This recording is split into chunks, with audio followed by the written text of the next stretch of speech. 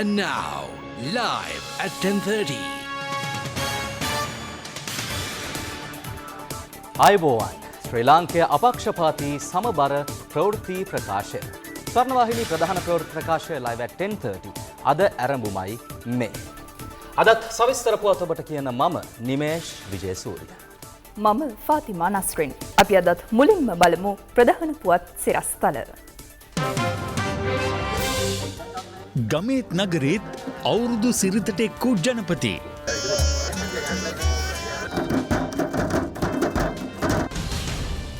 ඉන්දිය සාගර කලාපය තුළ ලංකාවට හිමි වන සුවිශේෂී ආර්ථික වැදගත්කම අගමැති පෙන්වා දේ. What is most important for us is to ensure that there is no military conflict. We should all have the common principles, freedom of navigation. රටපුරා නියගේ මැද හඟුරන් කෙතට මහවැසේ.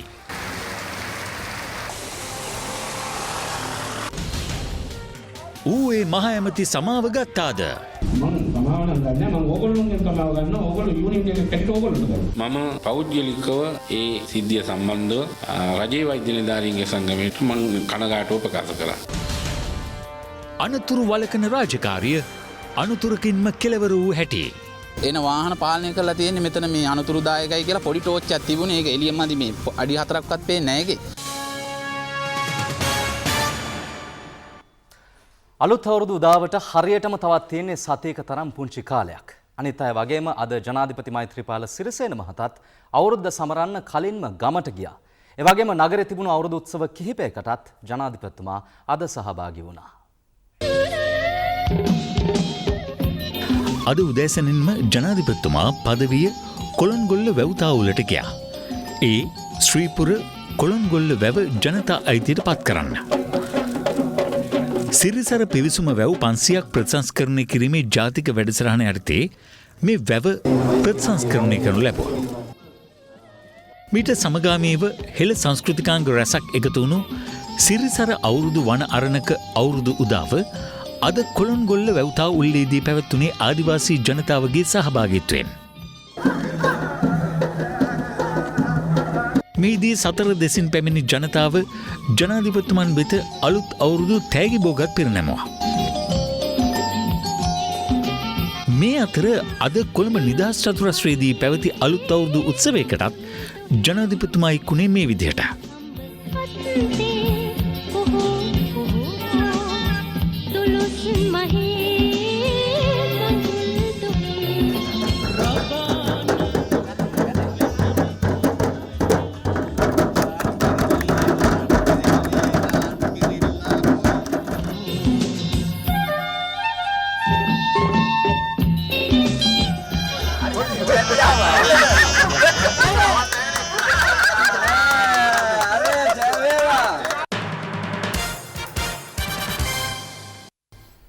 ඉන්දිය සාගරයේ වාණිජ කේන්ද්‍රස්ථානයක් බවට පත්වෙමින් ජපානය, චීනය වැනි ආර්ථික බලවතුන් සමග සම්බන්ධ වී අපේ රටට සුවිශාල ආර්ථික දියුණුවක් ළඟා කරගත හැකි බව අග්‍රාමාත්‍ය රනිල් වික්‍රමසිංහ මහතා පවසනවා. ඒ මහතා මේ අදහස් පළ කළේ මේ දිනවල කොළඹදී පැවැත්වෙන ආසියා යුරෝපා සංසදයේ 3 වන රැස්වීම අමතමින්. ආසියානු හා යුරෝපා දේශපාලන සංසදයේ 3 වෙනි රැස්වීම සහ දේශපාලන පක්ෂවල ජාත්‍යන්තර සමුළු මේ දිනවල කොළඹදී පැවැත්වෙනවා. ආසියාවේ සහ යුරෝපයේ දේශපාලන පක්ෂ නියෝජනය කරමින් නියෝජිතින් විශාල පිරිසක් මේ සමුළු සඳහා සහභාගී වෙනවා. Also the politics of the West today, the evolving trade policy. ආසියානු කලාපයේ දේශපාලන හා සමාජ විෂමතා කෙරෙහි වැඩි අවධානයක් යොමු කර නැගෙනහිර මධ්‍යම හෝ දකුණු ආසියාව වශයෙන් නොබෙදී තනි මහද්වීපයක් වශයෙන් ඉදිරියට යාම කාලීන අවශ්‍යතාවක්. ආසියානු කලාපයේ ආර්ථික වර්ධනය වෙනුවෙන් ඉන්දිය සාගරයට මහඟු මෙහෙවරක් කළ හැකි.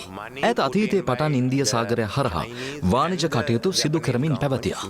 ඉන්දිය සාගරයේ වාණිජ කේන්ද්‍රස්ථානයක් බවට ශ්‍රී ලංකාවට පත්විය හැකිනම් ජපානය, චීනය වැනි ආර්ථික බලවතුන් හා සම්බන්ධ වී ආර්ථික දියුණුවක් ලැබිය හැකි. ඉන්දිය සාගරයේ බලගතු කේන්ද්‍රස්ථානයක් බවට ශ්‍රී ලංකාව පත් කළ හැක්කේ චීනය, ඉන්දියාව සහ ජපානය වැනි කලාපීය ආර්ථික බලවතුන් සමග සුහද සබඳතා වර්ධනය කර ගැනීමෙන් පමණයි. සාගරික වාණිජ කටයුතු නිදහස්ව සිදුවීමත් එමෙන්ම හමුදාමය ගැටලුවලින් තොර කලාපයක් වශයෙන් ඉන්දිය සාගරය පැවතීමත් ඊට බලපාන ප්‍රධාන සාධක බව අප අමතක කළ යුතු නැහැ. What is most important for us is to ensure that there is no military conflict. We should all have the common principles, freedom of navigation. හිටපු අමාත්‍ය ජයරාජ් ප්‍රනාන්දුපුල්ලේ මහතා ගැන අපි කවුරුත් නොදත් කතාවක් අද විපක්ෂ නායක මහින්ද රාජපක්ෂ මහතා සිහිපත් කළා. ඒ වගේම පාර්ලිමේන්තු මන්ත්‍රීවරුන්ට අද විපක්ෂ නායකතුමා කිව්වේ සටන් කරනවා නම් ජයරාජ් ප්‍රනාන්දුපුල්ලේ මහතා වගේ සටන් කරන්න කියලා. එතුමන්ගේ ගුණ සමරුවකට එක් වෙමින් අද වැලිවේරියේදී විපක්ෂ නායකවරයා මේ අදහස් පළ කළා. දිවංගත ජයරාජ් ප්‍රනාන්දුපුල්ලේ මහතාගේ 11 වෙනි ගුණ සමරු උත්සවය අද පැවැත්වුණේ විපක්ෂ නායක මහින්ද රාජපක්ෂ මහතාගේ ප්‍රධානත්වයෙන්. අද සමහර වෙලාවට හාමුදුරනේ ඊයේ පෙරිදා පාර්ලිමේන්තුවේ කරපු කතා දිහා බැලුවම සමහර මන්ත්‍රීවරු කියපු දේවල් සමාජයේ ඉදිරියේ කතා කරන දේවල් නෙවෙයි. ඉතින් මේවා පාර්ලිමේන්තුව තුල නොවිය යුතු දේවල්. කතා කළ යුත්තේ රණ්ඩුවේ යුත්තේ මම හිතන්නේ ජයරාජ් ප්‍රනාන්දුපුල්ලේ රණ්ඩුනා විදිහට. ආණ්ඩු පක්ෂයේදීත් විපක්ෂයේදීත් ඔය ඇම්බිලාන්නේ සටනේ. ඒ කිසි විදිහක ඕගෙන් නරක වචනයක් අපිට උනේ නැහැ. දවසක් ජයරාජ් කෙනෙක් එක්ක ඇවිල්ලා මට අපල තියනවා කියලා මැණික් ගලක් දාන්න කිව්වා. රතු මැණික් ගලක් දාන්න.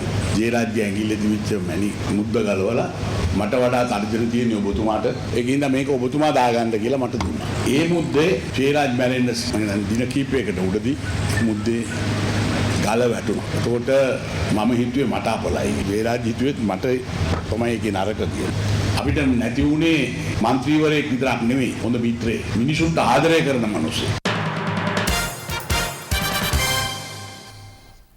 තේ ආර්ථිකය ශක්තිමත් කරමින් වතුකරයේ ජනතාව අපේ රටට සිදු කළ මෙහෙවර වෙනුවෙන් ඔවුන්ට ප්‍රණාමය හිමි විය යුතු බව මංගල සමරවීර අමාත්‍යවරයා පවසනවා. අමාත්‍යවරයා මේ අදහස් පළ කළේ මාතර මාවරල්ල ප්‍රදේශයේ පැවති උත්සවයකට එක්වෙමින්. මාතර මාවරල ගින්දොල වතුකරේ ජනතාව වෙනුවෙන් අද නව නිවාස 50කට මුල්ගල තිබුණා. ඒ මුදල් අමාත්‍ය මංගල සමරවීර මහතාගේ ප්‍රධානත්වයෙන් ශ්‍රී ලංකාවේ ඉන්දිය මහකොමසාරිස් තරංජිත් සිං සන්දු මහතාද එම අවස්ථාවට එක්ව සිටියා.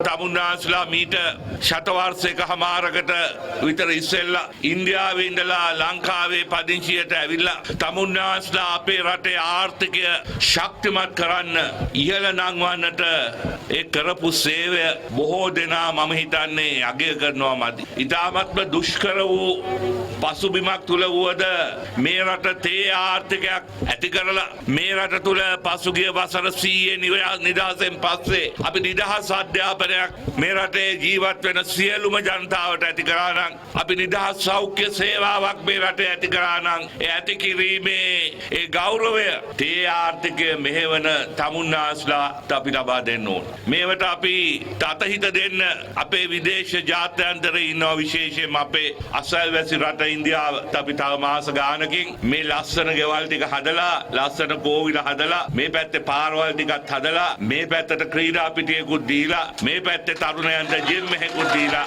ඒවා ඔක්කොම විවෘත කරන්න අපි එනවා. මේ දවස්වල අපේ රටේ බොහෝ පළාත්වලට බලපාලා තිබෙන්නේ උෂ්ණාධික රස්නය සහිත කාලගුණික තත්ත්වයක්. කාලගුණ විද්‍යා දෙපාර්තමේන්තුව සඳහන් කරන ආකාරයට සූර්යයා බොහෝ පළාත්වලට ඍජුව මුදුන් වීම මේ තත්ත්වයට හේතුව. ඒ වගේම මේ උණුසුම් කාලගුණික තත්ත්වයේ මැද්දේ ඊයේ දවසේදී හඟුරන් කෙතට මහ වැස්සක් එක්ක ගම් වතුර තත්ත්වයකුත් ඇති වෙලා. මාස කිහිපයක ඉඳලා අපේ රටේ ප්‍රදේශ කිහිපයකින්ම වාර්තා වුණේ වැසි රහිත කාලගුණ තත්ත්වයක්. අධික අවුරශ්මියත් වැසි නොමැතිකමත් හින්දා බොහෝ ප්‍රදේශවල ජනතාව දැඩි පීඩාවට පත් වෙලා හිටියේ. මේ නියඟේ බලපෑම තවත් ඉහළ ගියේ මේ දිනවල දිවයිනේ ඇතැම් ප්‍රදේශ ආශ්‍රිතව සූර්යයා මුදුන් වීමත් සමගයි. කාලගුණ විද්‍යා දෙපාර්තමේන්තුවට අනුව ඊයේ සහ අද දකුණේ ප්‍රදේශ කිහිපයකට මෙලෙස හිරු මුදුන් වුණා. නියඟේ බලපෑම ජලවිදුලි බලාගාර ආශ්‍රිත ජලාශවලටත් දැඩිවම බලපෑවා. එම ජලාශවල ජල මට්ටම තවත් තියෙන්නේ ඉතාමත් පහළ අගයක.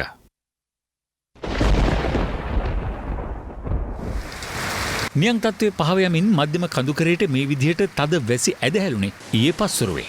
මාස 5කට විතර පස්සේ තමයි මේ විදිහට වැස්ස පටන් ගත්තේ. හංගුරන් කෙත පදිය පැලැල්ල අධිකාරීගම හේවා 60 ඇතුළු වික්ටෝරියා හා රන්දෙනගල ජල පෝෂක ප්‍රදේශවලට ඊයේ පසුරුවේ පැයක පමණ කාලයක් එලෙස වැසි ඇදහැලී තිබුණා. ඊයේ දිනේ මිලිමීටර් 61.5ක වැඩිම වර්ෂාපතනය වාර්තා වෙන්නේ මේ ප්‍රදේශවලින්. මේ අතර මාතර රොටුම ප්‍රදේශයට ඊයේ ඇදහැල්ුණු වර්ෂාවත් සමග ඇති වූ අකුණු සැරයකට ගොදුරු වී එම ප්‍රදේශයේ පුද්ගලයෙකුත් මිය ගියා. තාත්තා මෙහෙම දොරේ මෙහෙම එල්ලා මෙහෙම ඉන්නේ පාත් වෙනවා මන් දැක්කා. මට ගාලයට අල්ලගෙන මෙතනේ. තමයි ඒත් උගල වතුර බෝතලේ තිබුණා වතුර බෝතලේ මත චුට්ටක් මුණි ගෑවා. මුණි ගෑවට පස්සේ චුට්ටක් ඉඳි ගෑවිච්චා. මේ අම්බලන්තොට රිදීගම ජලාශයේ මහවැස්සෙන් පසු මේ වන විට වාන් දමමින් තිබෙන ආකාරයයි. රිදීගම ජලාශයෙන් වගා කරන අක්කර දහසක පමණ ගොවි ජනතාවට මේ අස්වැසිල්ලක් වුණත් එහි දීවර කටයුතු වල නිරත පිරිසට වැව වාන් දැමීම ගැටලුවක් බවට පත්ව තිබෙනවා. මේ අවුරුද්දේ ජනවාරි ඉඳලා මේ දක්වා මාළු පැටව ලක්ෂ 9කුත් ඉස්සු පැටව ලක්ෂ 4කුත් දැන්පත් කරලා තියෙනවා. ඒක දැන් ක්‍රමක්‍රමයෙන් පිටවාන් වෙනවා. කාලගුණ විද්‍යා දෙපාර්තමේන්තුවට අනුව හෙට දිනේදී සබරගමුව මධ්‍යම දකුණ සහ බස්නාහිර පළාත්වලත් වැසි ඇති විය හැකියි. එමෙන්ම අම්පාර සහ මඩකලපුව දිස්ත්‍රික්කවලුත් වැසි අපේක්ෂා කරන බව එම දෙපාර්තමේන්තුව සඳහන් කළා. මේ අනුව ක්‍රමක්‍රමයෙන් වැසි රහිත කාලගුණ තත්ත්වයේ පහව යනු ඇති බවටයි ඔවුන් විශ්වාසය පළ කරන්නේ. නිවාස ඉදිකිරීම් සහ සංස්කෘතික කටයුතු අමාත්‍ය සජිත් ප්‍රේමදාස මහතා අද හම්බන්තොට ප්‍රදේශයේ පැවති උත්සවයකට සහභාගී වුණා. එහිදී අදහස් පළ කළ ඇමතිතුමා සඳහන් කළේ කිසිදු දේශීය හෝ විදේශීය පාර්ශවයකට අපේ රටේ සංස්කෘතිය කෙලසන්න කිසිසේත්ම තමා ඉඩ නොතබන බවයි. වීරකැටිය තෙළඹුයාය උඩවලව ඇලහරහා ඉදිකිරීමට යෝජිත පාලම සඳහා අද මුල්ගල තැබුණේ නිවාස ඉදිකිරීම් හා සංස්කෘතික කටයුතු පිළිබඳ අමාත්‍ය සජිත් ප්‍රේමදාස මහතාගේ ප්‍රධානත්වයෙන්.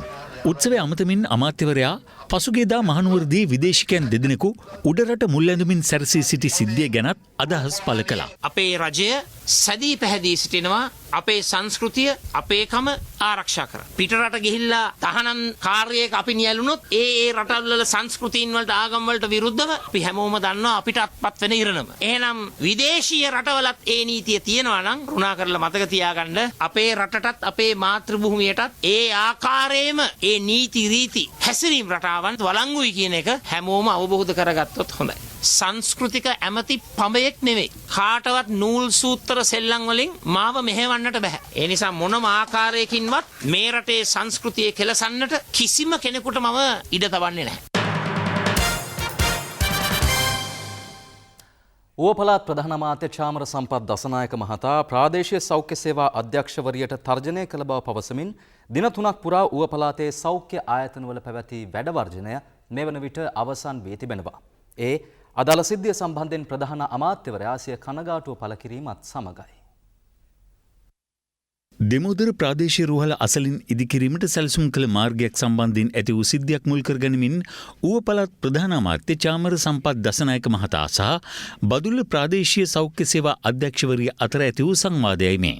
මේක මේ ගෙදරක දොරක ප්‍රශ්නයක්නේ. ගෙවල් වල තමයි මිනිස්සු ඉන්නේ අර ඊටම දෙනවට මේ ඊටම දෙනවට. එහෙම ප්‍රශ්නයක් නෙමෙයි මෙතන තියෙන්නේ. මම හිතුවා රජයේ සේවකයෝ විදිහට අපි කරන්න ඕනේ දේ කරන්නේ. රජයේ සේවකයෝ ඔයා විතර නෙවෙයි සෞඛ්‍යයේ ඉන්නේ මෙතන ලේකම් ඉන්නවා. ඔයාට විතරක් අමාරුව තියෙන්නේ. එක්කෝ කණුව ගලවන්න ඕනේ එක්කෝ පාර කපන්න ඕනේ. මේ තත්ත්වය මුල් කරගෙනමින් ඌව පළාතේ සියලුම රෝහල්වල වෛද්‍යවරුන් සහ කාර්ය මණ්ඩලය පසුගිය බදාදා සිට අත්‍යවශ්‍ය සේවා හැර අනෙක් සියලුම සේවා වලින් ඉවත් වුණා. සිද්ධිය සම්බන්ධයෙන් ප්‍රධාන අමාත්‍යවරයා කියා සිටියේ තමා කිසිසේත් බදුල්ල ප්‍රාදේශීය සෞඛ්‍ය සේවා අධ්‍යක්ෂවරියගෙන් සමාව නොගන්නා බවයි. කෙසේ වෙතත් රජයේ වෛද්‍ය නිලධාරීන්ගේ සංගමයේ ඌව පළාත් නියෝජිත කණ්ඩායමක් සෞඛ්‍ය බලධාරීන් සමග සාකච්ඡා පැවැත්වීම සඳහා ඌව පළාත් ආණ්ඩුකාර කාර්යාලයට ඊයේ පැමිණියා. එම අවස්ථාවේදී ප්‍රධාන අමාත්‍යවරයා වර්ජනය හේතුවෙන් ජනතාව පත්වන අපහසුතාව සම්බන්ධයෙන් සිය කනගාටුව පළ කරමින් ලිපියක්ද භාර දී තිබෙනවා. ඒ අනුවයි රජයේ වෛද්‍ය නිලධාරීන්ගේ සංගමයේ මෙම වැඩ වර්ජනය අත්හිටුවනු ලැබුවේ. කෙසේ වෙතත් මේ සම්බන්ධයෙන් ඌව පළාත් ප්‍රධාන අමාත්‍ය චාමර සම්පත් දසනායක මහතා පළ කළේ මෙවන් අදහසක්. ඌව පළාත් ආණ්ඩුකාර කාර්යාලයේදී සාකච්ඡාව පැවැත්වුණා. ඒ සාකච්ඡාව තුළදී සුහදශීලීත්වයෙන් රජයේ වෛද්‍ය නිලධාරීන්ගේ සංගමය කැමැත්ත ප්‍රකාශ කරා තවදුරටත් වැඩ වර්ජනයේ නිරත වෙන්නේ නැතුව අද දින සිට වැඩ වර්ජනය අහෝසි කරලා හෙට දින සිට වැඩ රාජකාරී ආරම්භ කරන බවට මම පෞද්ගලිකව ඒ සිද්ධිය සම්බන්ධව රජයේ වෛද්‍ය නිලධාරීන්ගේ සංගමයට මම කනගාටුව ප්‍රකාශ කරා. අප දැන් සූදානම් කෙටි විරාමයක් ලබා ගන්නට. විරාමයෙන් අනතුරුව තවත් පුවත් රසක් බලාපොරොත්තු වන්න. තව දුරට ශ්‍රී ලංකා නිදහස් පක්ෂයත් එක්ක යන ගමන ගැන රටේ ජනතාවගේ විශ්වාසයක් නැහැ. බෝට්ටුවේ කීප දෙනෙක් ඔක්කොම නෙමෙයි 14ක් හිතනවා ඒ කීප දෙනා හිටියම සියල්ල හරි කියලා. ජීවිතයේදී අපිට කොයිතරම් දේවල් ලැබුණත් නොලැබී ගියත් අවසානයේ ජීවිතෙන් සමු ගැනීමත් එක්ක 4 රියනක හිමිකම අපිට උරුම වෙනවා. හැබැයි අවසානයේදී 4 රියනක හිමිකම පවා නොලැබුණු පිරිසක් ගැන අපිට වාර්තා වුණේ වැලිමඩ ප්‍රදේශයෙන්. වැලිමඩ දඹවින්න වතුයායේ පවුල් 125ක් පමණ ජීවත් වෙනවා. අවුරුදු 30ක පමණ සිට ඔවුන් සිය පවුලේ අයගේ වියෝවකදී භාවිත කළේ එම වතුයායේම පිහිටි මේ සුසාන භූමියයි. එලෙස මියගිය අයෙකුගේ දේහය රැගෙන ප්‍රදේශීය ජනතාව අවමංගල්‍ය උත්සවයෙන් පසුව එම සුසාන භූමියට පැමිණියේ බුහුමදාන කටයුතු සඳහායි. නමුත් එම භූමියේ යලි බුහුමදාන කටයුතු සිදු කිරීමට ඉඩ නොමැති බව පොලිසිය එම ස්ථානයට පැමිණ ප්‍රකාශ කළා. ඊට හේතුව ලෙස පොලිසිය පවසා ඇත්තේ ඉඩම් ප්‍රතිසංස්කරණ කොමිසමට එම වතුයායේ අක්කර 20ක පමණ ප්‍රදේශයක් අයත් බැවින් මේ වන විට සුසාන භූමිය සහිත ඉඩම් කිහිපයක් පෞද්ගලික සමාගමකට විකුණා ඇති බවයි. මිහිදන් කිරීමට ගෙන ආ දේහය වැලිමඩ හපුතලේ මාර්ගයේ ආසන්නයේ තබා ජනතාව විරෝධතාවයේ නිරත වුණේ ඉන් අනතුරුවයි. ඇත්තටම අපි අසරණ වෙලා තියෙන ගොඩක්ම මේ ප්‍රශ්න නිසා අපි ඒ අදාළ බලධාරීන් සම්පූර්ණයෙන්ම හම්බෙලා අද මේ සඳ විසුමක් කෙව්වා. නමුත් අද කිසිම අපිට විසුමක් හම්බුන්නේ නැහැ. අවුරුදු 20කට 25කට පෙර ඉඳලා මේ මෙතන සොහන තියෙන අපි කුඩා කාලේ ඉඳලාම ඉතින් දැන් කියන මේ සොහන විකුණලා තියෙන LRC එකේ. ඉතින් අපිට මේකට කිසිම විසඳුමක් ලැබලා දෙන්න කියලා තමයි අපි ඉල්ලා සිටින්නේ. අපිට සොහනක් තමයි අපිට ඕනේ. එම ජනතාවගේ ගැටලුවට විසඳුම් ලබා දීමට කිසිදු බලධාරියෙකු එම ස්ථානයට පැමිණියේ නැහැ. ප්‍රදේශවාසීන් පොලිසියේ උපදෙස් නොතකා දේහය එම සුසාන භූමියේම මිහිදන් කිරීමට පියවර ගත්තේ එබැවින්.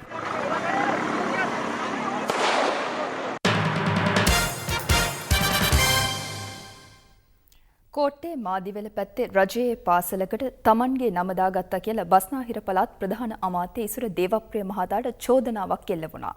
අද මේ කතාව ගැන ඒ පාසලට අයත් පිරිසක් වගේම ඉසුර දේවප්‍රිය මහතාත් අදහස් පළ කළා. මේ කෝට්ටේ ශ්‍රී රාහුල විද්‍යාලයේ සූරු පාසලක් කරන්න ප්‍රතිපාදන දීලා තියෙන්නේ බස්නාහිර පළාත් සභාවෙන්. අලුතින් හදපු සිව්මහල් ගොඩනැගිල්ලත් සමග නවීකරණය කරනු මේ පාසල තමයි ලංකාවේ ප්‍රථම සූරු පාසල. පසුගියදා ජනාධිපතිතුමාගේ ප්‍රධානත්වයෙන් මේ පාසල විවෘත වුණේ කෝට්ටේ ශ්‍රී රාහුල විද්‍යාලයේ නමින් නෙවෙයි. කලින් තිබුණු නම ඉවත් කරලා ඉසුර විද්‍යාලයේ විදිහට එදා ඒ පාසලට නම් තිබුණා. මේ වැඩේට සමාජ මාධ්‍යවලින් නම් ලැබිලා තිබුණේ හොඳ ප්‍රතිචාරයක් නෙවෙයි.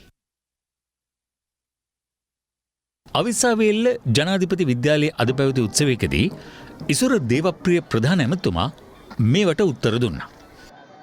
මාදිවල තිබෙන රාහුල විද්‍යාලය. එතන අපි හැදුවේ ලංකාවේ ප්‍රථම ස්මාර්ට් පාසල සූරු පාසල. හැබැයි අවුරුද්දකට කලින් හමුදාවේ කඳවුරක් බවට පත් කරන්න ගිය තැන.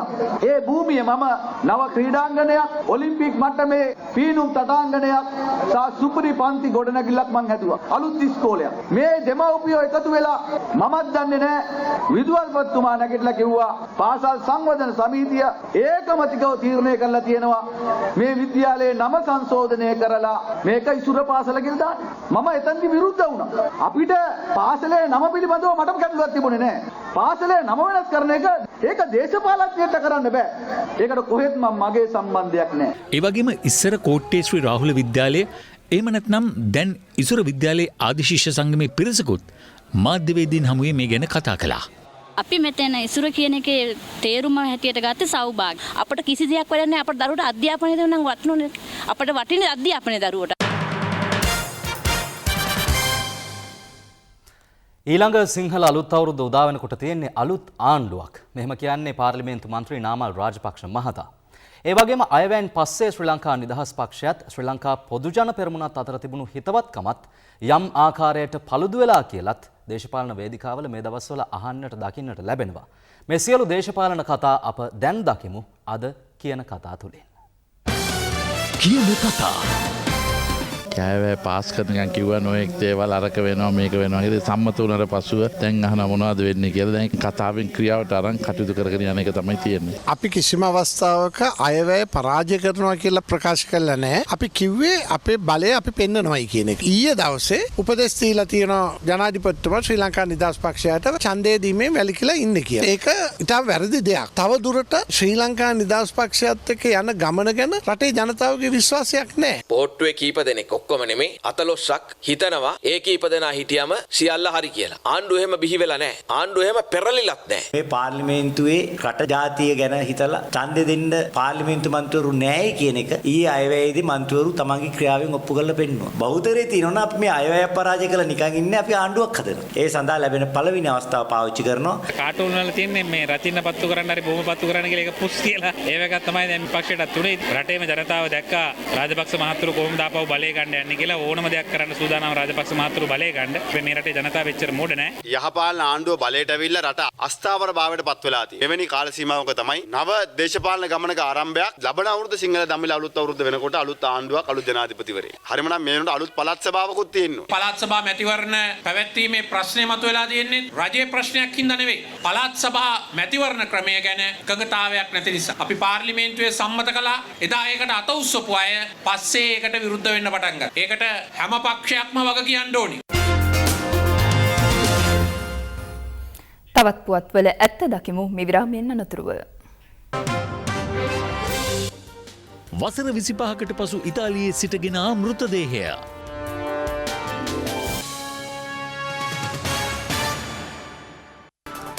අනතුරු වළක්වන්න රාජකාරිය යොදවපු නිලධාරීන් දෙදෙනෙකුට අනතුරක් නිසාම Tamanගේ ජීවිතවලින් අවසානයේ වන්දි ගෙවන්නට සිද්ධ වුණා.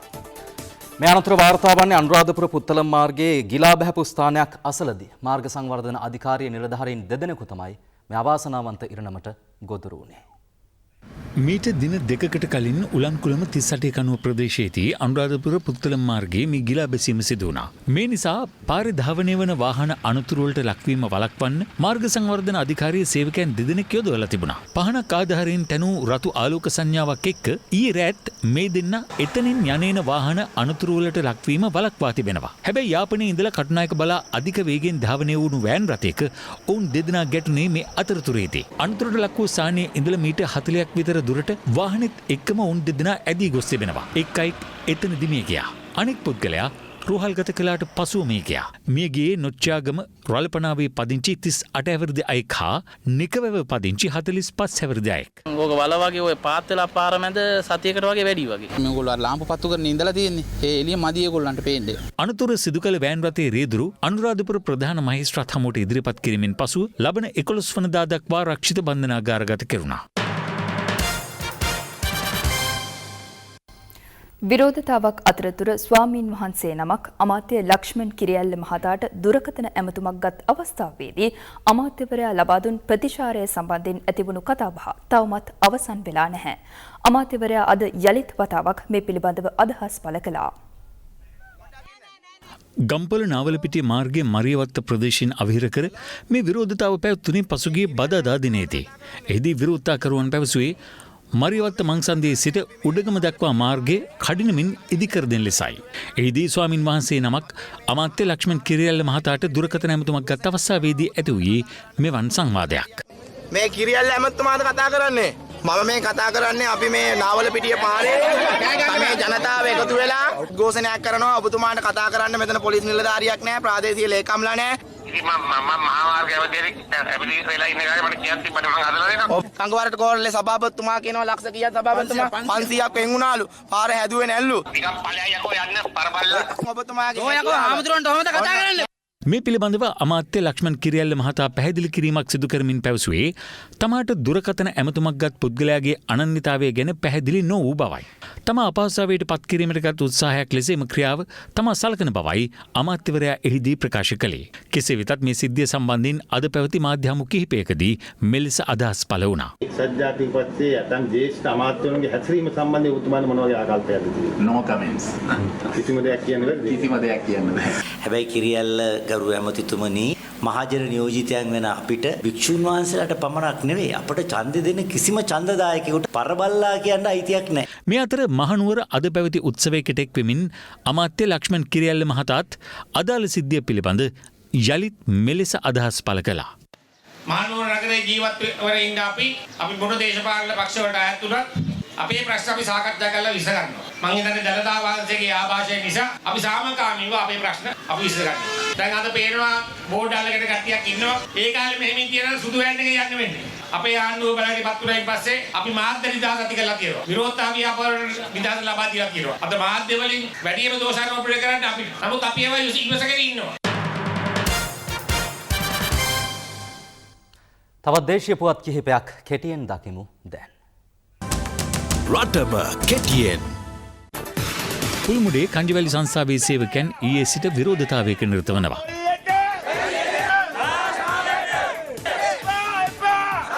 ඒ ප්‍රසාද දීමනා ලබා නොදීම සහ තවත් ඉල්ලීම් කිහිපයක් මුල් කරගනිමින්. කෙසේ වෙතත් අද දහවල් වනතුරු පැවති විරෝධතාව අවසන් කෙරුණේ බලධාරීන් සමග පැවති සාකච්ඡාවකින් අනතුරුවයි. ආහාර සුරක්ෂිතතා සතිය වෙනුවෙන් ජාතික සෞඛ්‍ය විද්‍යායතනයේ මහජන සෞඛ්‍ය පරීක්ෂකවරු කළුතර ප්‍රදේශයේ වෙළඳසැල් අද පරීක්ෂාවකට ලක් කළා. එදී සෙන්ට්‍රල් හන්දිය ප්‍රදේශයේ තොග වෙළඳසැලක තිබී කල්ලිකුත් වූ සහල් කිලෝග්‍රෑම් 2000ක් සහ රසායන ද්‍රව්‍ය යොදන ලද ගොරකා තොගයක්ද හමුව තිබෙනවා. අධිකරණ නියෝග මත කළුතර කසල අංගනයේදී ඒවා විනාශ කෙරුණා.